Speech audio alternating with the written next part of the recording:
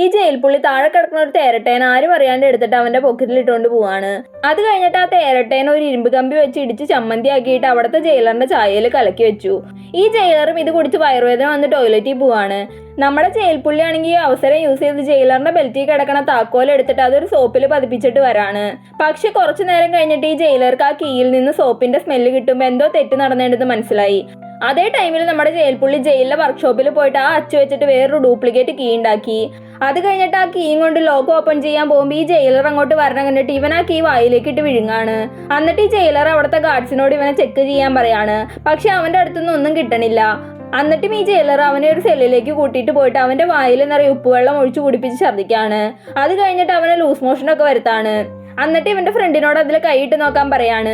സത്യത്തിലാക്കി ഇവന്റെ ഫ്രണ്ടിന് കിട്ടിയാണ്ടാവും. ഇവനത് ആരും അറിയാണ്ട് അവന്റെ ഫ്രണ്ടിന് തന്നെ കൊടുക്കാണ്. അവസാനം ഈ ജയിൽ പുള്ളി അവിടെ നിന്ന് രക്ഷപ്പെട്ട ഒരു ട്രക്ക് എടുത്ത് ജയിലിൽ നിന്ന് പുറത്തു പോവാണ്.